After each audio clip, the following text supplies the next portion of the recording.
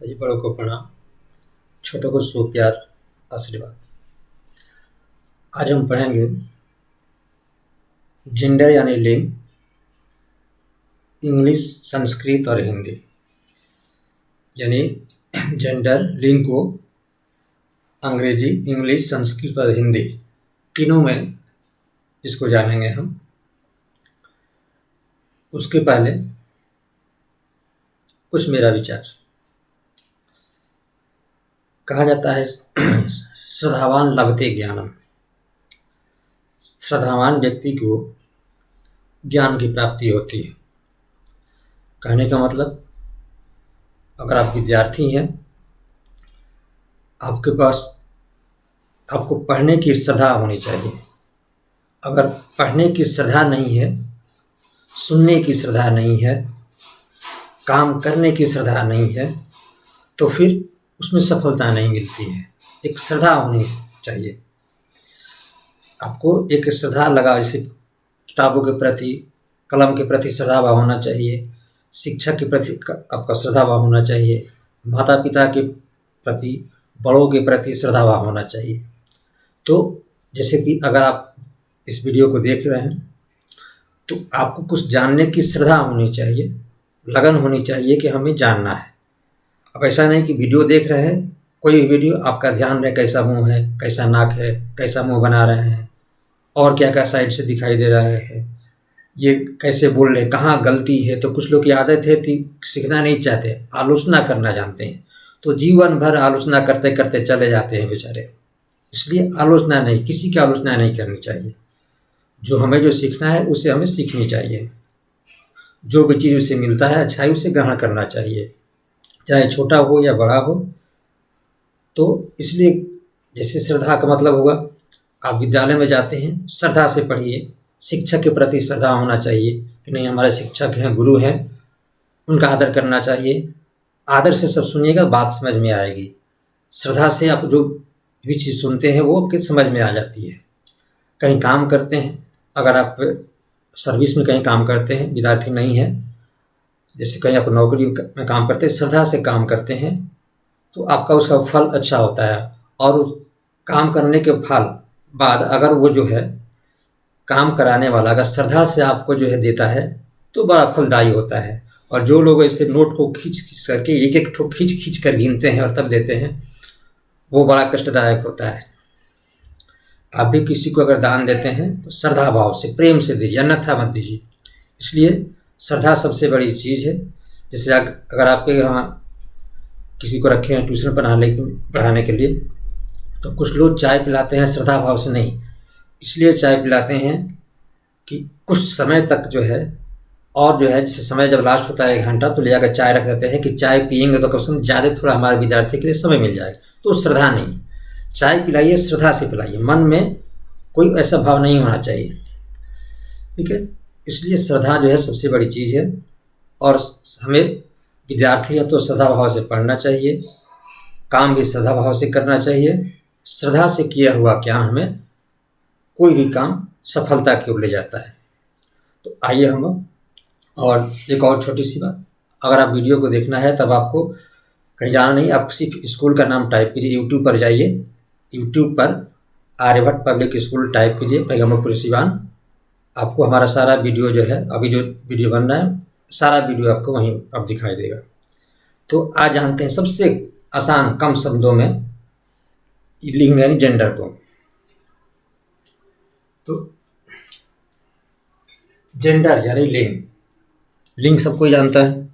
आप ऐसे भी जब लिंग जानते हैं कि ये जाते हैं मंदिर में पूजा करने के लिए, तो क्या करते हैं, शिवलिंग, शिव जी क्या है, पुल्लिंग है, पार्वती क्या है, स्त्रीलिंग है।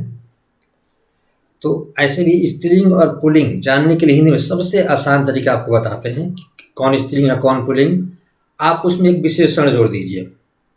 जैसे राम को जानना है कि राम स्त्रीलिंग है या पुल्लिंग, तो राम में एक विशेषण जोड़ दीजिए। जैसे राम, जैसे अच्छा, तो राम अच्छा है या अच्छी है, अच्छा है लगेगा मतलब पुल्लिंग है।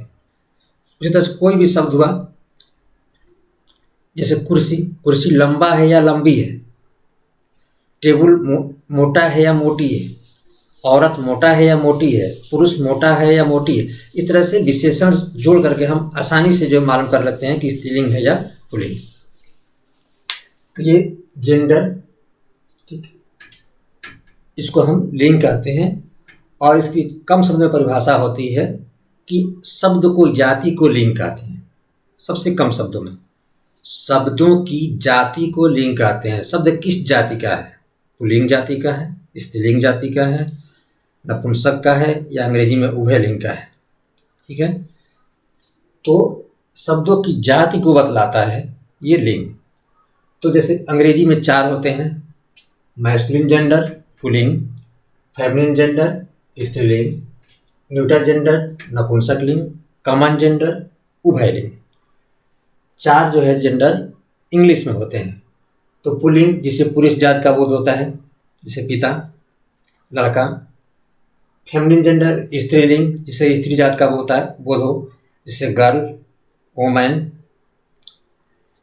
न्यूटर जेंडर नपुंसक लिंग जिससे निर्जीव पदार्थों का बोध हो और छोटा जीव का भी बोध हो। निर्जीव जो है बहुत छोटे जो जीव हैं जैसे एंचिट्टी वगैरह, ये भी निर्जीव में आते हैं। और ये निर्जीव नहीं, ये न्यूटर जेंडर में आते हैं, नपुंसक लिंग में आते हैं। नपुंसक लिंग में बहुत छोटे जीव और निर्जीव पदार्थ, ये नपुंसक लिंग में आते हैं।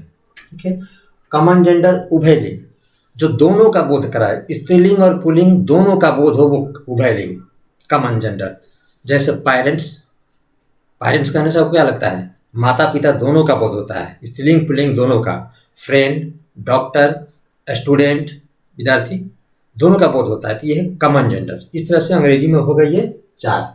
अब हम आते हैं संस्कृत में।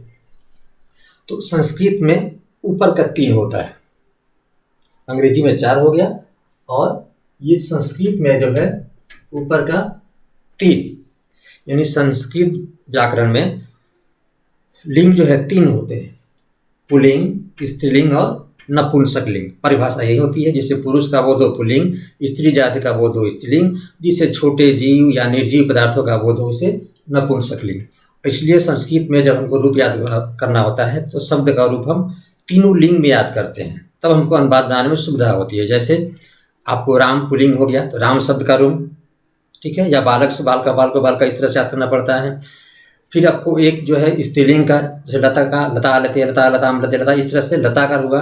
फिर एक नपुंसक लिंग में फल का या किसी चीज़ का, फलम फले फलानी, इस तरह से तीनों लिंग में आपको शब्द रूप याद करना होता है, तब आपको अनुवाद बनाने में सुविधा होती है। उस तरह से ये 3 हो गया आपको, यानी संस्कृत व्याकरण में लिंग 3 होते हैं, पुल्लिंग, स्त्रीलिंग और नपुंसक लिंग, जिससे पुरुष जाति का बोध हो पुल्लिंग, स्त्री जाति का बोध हो स्त्रीलिंग, छोटे जीव निर्जीव पदार्थों का बोध हो इसे नपुंसक लिंग कहते हैं। अब हिंदी व्याकरण में एक और हट जाता है, यानी हिंदी व्याकरण में सिर्फ 2 लिंग होते हैं, स्त्रीलिंग और पुल्लिंग। हिंदी व्याकरण में लिंग 2 होते हैं, स्त्रीलिंग और पुल्लिंग, पुरुष जाति और स्त्री जाति। तो जैसे कि वही बताए कि हिंदी में या अंग्रेजी में आता है पुल्लिंग से स्त्रीलिंग बनाना, स्त्रीलिंग से पुल्लिंग बनाना, शब्दों को पुल्लिंग से स्त्रीलिंग बनाना, स्त्रीलिंग से पुल्लिंग बनाना। जैसे टाइगर, टाइग्रेस स्त्रीलिंग बन गया। बॉय क्या है इंग्लिश में? पुल्लिंग है, गर्ल लड़की हो गई, स्त्रीलिंग बन गया। तो इस तरह से हिंदी में भी होता है बाघ से बाघिन। इसका नियम भी होता है, जिस नियम के तहत हालांकि अपवाद होता है। सबसे आसान तरीका जो पहले आपको बताया कि अगर आपको स्त्रीलिंग से पुल्लिंग समझना है, ना नहीं, ऐसे तो आप दैनिक जीवन में जो प्रयोग करते हैं आसानी से आपको याद हो जाता है कि कैसा क्या है। जैसे आपको बराबर जो होता है, जैसे बैल होता है तो गाय हो जाती है, ठीक है। अगर पिता है तो माता, भाई है तो बहन। लेकिन वहीं अगर जानना है कि स्त्रीलिंग है पुल्लिंग, तो सबसे अच्छी चीज़ वहीं, जब सबसे पहले बताएं विशेषण जोड़ दीजिए। जैसे लड़की अच्छी है, स्त्रीलिंग हो गया, अच्छा है तो नहीं। इस तरह से हम विशेषण जोड़ करके स्त्रीलिंग पुल्लिंग मालूम कर लेते हैं हिंदी व्याकरण में। इस तरह से ये आपका लिंग हो गया, जेंडर। अंग्रेजी में 4, मैस्कुलिन फेमिनिन न्यूटर कॉमन। पुरुष का बोध हो पुल्लिंग, स्त्री जाति का बोध स्त्रीलिंग, छोटे जीव या निर्जीव पदार्थ का बोध हो तो स्त्रीलिंग, और जिससे दोनों का बोध हो स्त्री पुरुष वो आपका कॉमन जेंडर उभयलिंग। संस्कृत व्याकरण में 3 पुल्लिंग स्त्रीलिंग नपुंसक लिंग, हिंदी व्याकरण में 2 पुल्लिंग और स्त्रीलिंग। इस तरह से, और लिंग की सबसे छोटी परिभाषा वहीं शब्दों की जाति को लिंग कहते हैं। इससे बड़ा बड़ा होता है कि जिससे स्त्री पुरुष होने का बोध होता है, जिस शब्द से स्त्री या पुरुष होने का बोध हो उसे हम लिंग कहते हैं। लेकिन सबसे आसान सबसे छोटा जिससे शब्दों की जो बताता है कि शब्द की जाति क्या है, शब्दों की जाति को हम लिंग कहते हैं। तो ये आपका होगा लिंग। आप अगर आपको कोई चीज़ इसमें और जानना है तो आप पूछ सकते हैं, जान सकते हैं, नीचे कमेंट लिख सकते हैं। और वहीं पर बताएं आप वीडियो देखने के लिए स्कूल का नाम आर्यभट्ट पब्लिक स्कूल आंध्रढाला यानी पैगम्बरपुर सिवान, आप टाइप करके यूट्यूब में वीडियो देख सकते हैं। आपके लिए छोटी छोटी सी जो है कम शब्दों में हम जो है इस कोरोना काल के लिए चाहते हैं कि सब विद्यार्थी कुछ ना कुछ घर बैठे हैं तो कुछ सीखें, कुछ जानें। इसी संदर्भ में आप सबकी उत्तम स्वास्थ्य उत्तम हो और ईश्वर की अनुकंपा आशीर्वाद आप पर बनी रहे। इसी अपनी मनो इच्छा के साथ, अपनी हार्दिक इच्छाओं के साथ वीडियो देखने के लिए बहुत बहुत धन्यवाद। मैं कृष्णा जी, आर्यभट्ट पब्लिक स्कूल आंध्रढाला सिवान। शुभ रात्रि।